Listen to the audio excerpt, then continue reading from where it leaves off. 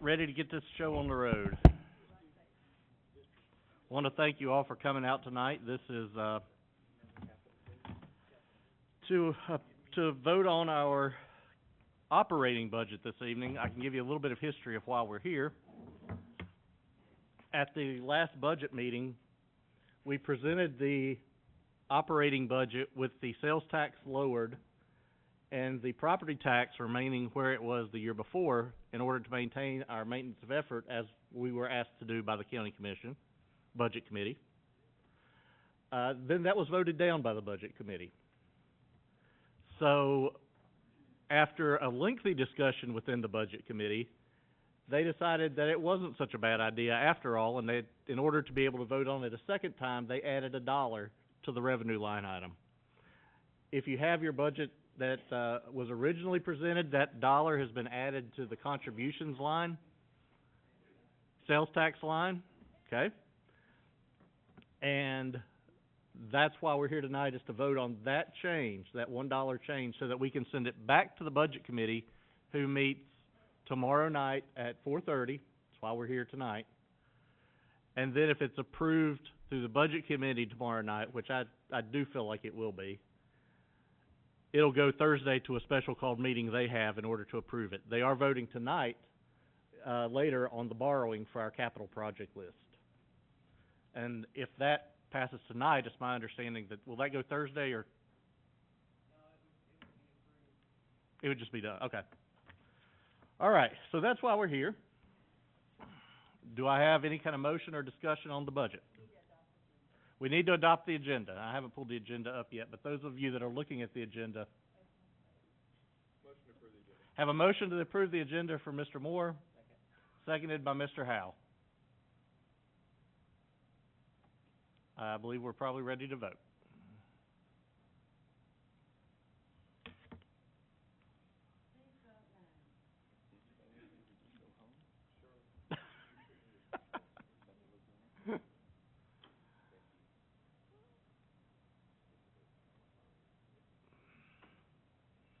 I'm a yes as well. I just don't have mine pulled up yet.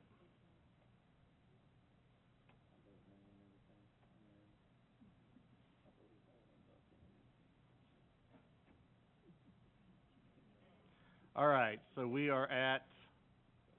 have our agenda approved.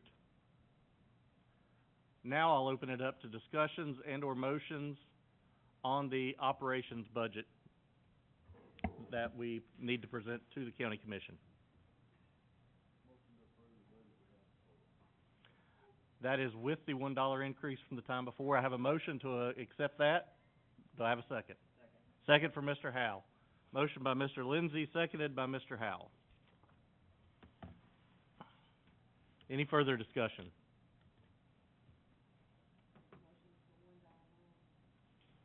Well, yeah, you can put that or put the budget that's attached to our agenda. That's technically more correct, I guess. Mr. Sims.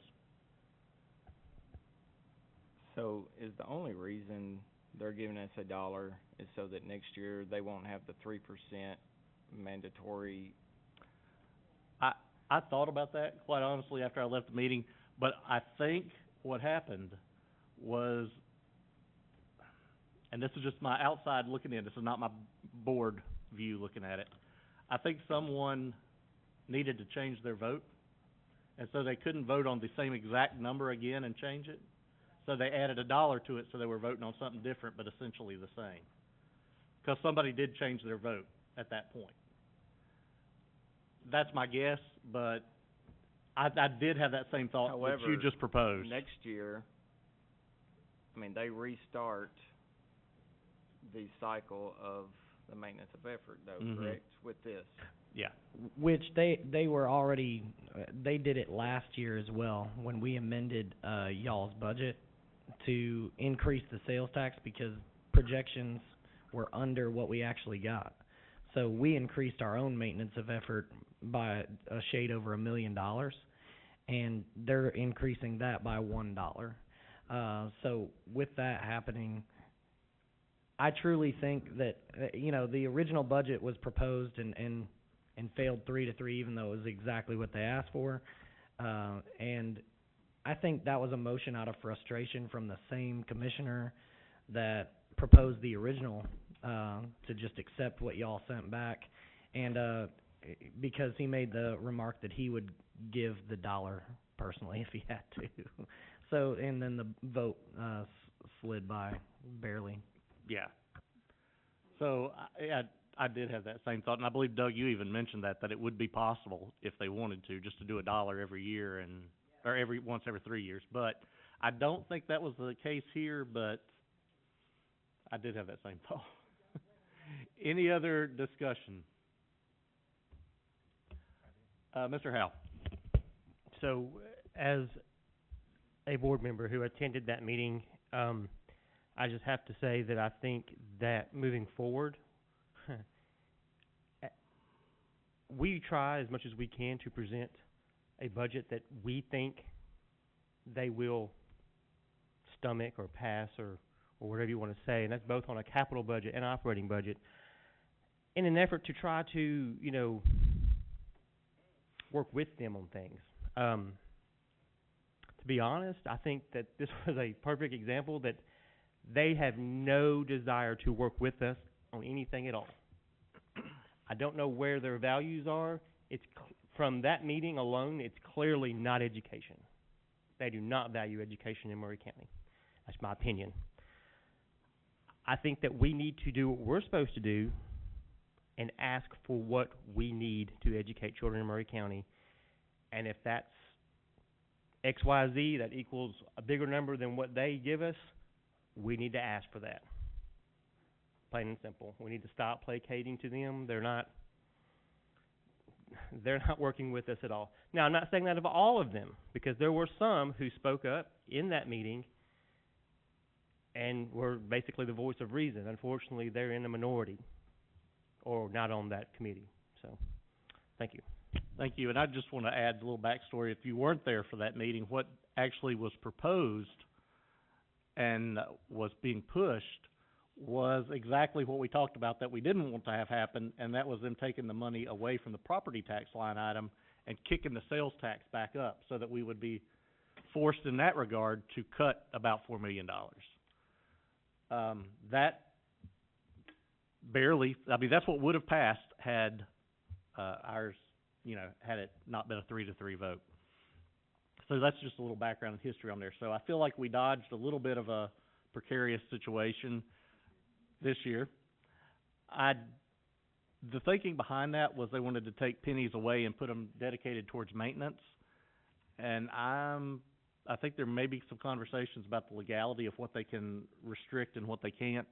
But I do think that they wanted to at least find a way to make some sort of dedicated maintenance fund, which I agree with, but I don't think now is the time to be pulling that out of your back pocket and laying it on the table.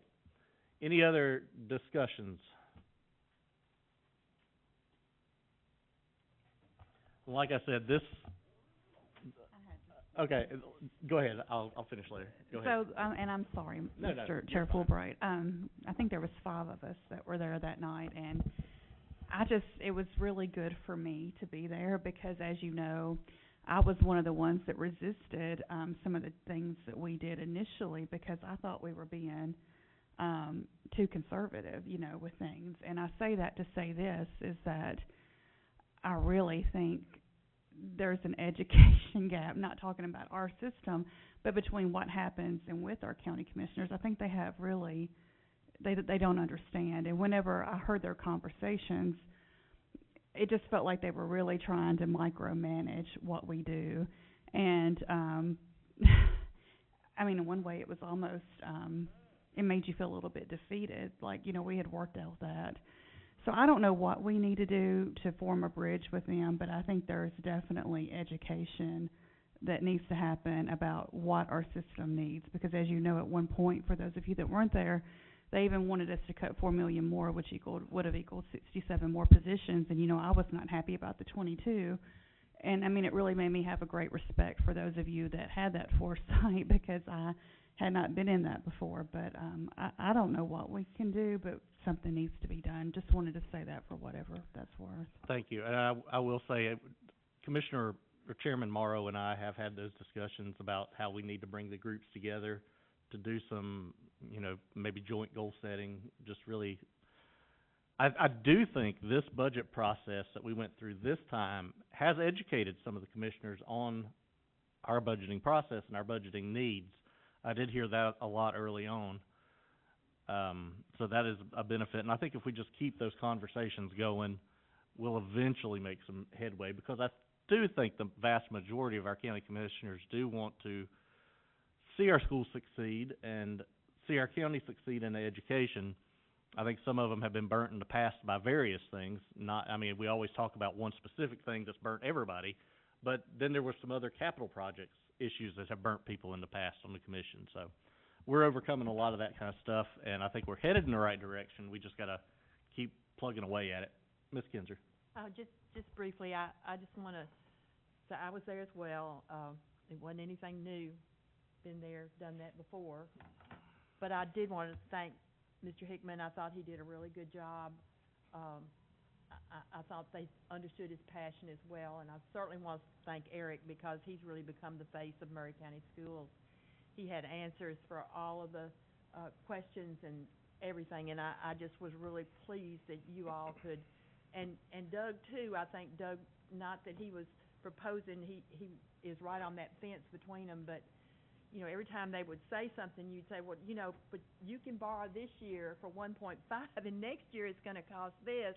And even Daniel too got up and talked about, the reappraisal next year and how a tax this year. I thought all that was really good, and I do appreciate the staff that was there. And I don't think this is anything we can solve overnight, but I do think we know, and we've identified those commissioners that seem to want to understand and want to learn, and so I think that's what we need to do. We need to do our homework. Mm-hmm. We really do. Whether it's personal, getting in touch, talking, everything, we've got to do our homework. And I think that as we have a retreat and we talk about where we want to be in 5 years, where we want to be as staff, where we want to be, they want our scores to be out the roof, but they don't want to pay our employees to get them there. So all of that works together. And so that's the way I feel. I think that there just needs to be an education about education. Yeah. Thank you very much. Seeing no other lights, I think we're ready to vote. And then after our vote, Mr. Hickman does have an update, Mr. Perriman, if I'm correct. But let's vote first for those, if anybody has to run off and leave.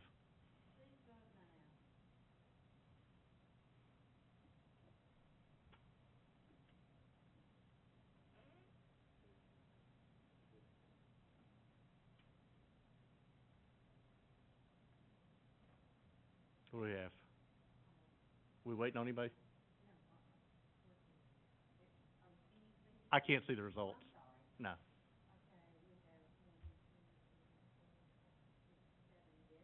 Okay. So this does pass, and this will be what we present tomorrow night. See you, Doug. I'll see you in a little bit. Mr. Hickman, I'll turn it to you now. Real quickly, I just do want to thank Chair Fulbright the other night, for speaking up and speaking out. There's so much could be said to them, and Chair Fulbright has asked me, let's build this bridge first, and so I will continue to feed the information to you guys about what I know and where we're at as a district, and let you be educated. And I do want to say one comment that did bother me, though, was nobody ever from the school system has asked them to sit down to look, and that was false. That was beyond false, because we did reach out and was told, no, thank you. And this was when it first started. But update on Eric, just keep Eric in your prayers, his family. As you know, his mom's been going through a lot last week. He had a family emergency with her, and he's trying to deal with that tonight. He can't be at this meeting, obviously, and he won't be at the commission meeting. However, Hewlett Spencer will be there, as well as myself, and Chair Fulbright, I know, is going to be there to be able to answer all their questions again. So thank y'all for coming out. I know this is a real inconvenience for everybody, but I do appreciate you doing this, because it was very needed and very helpful. So with that being said, we will stand adjourned.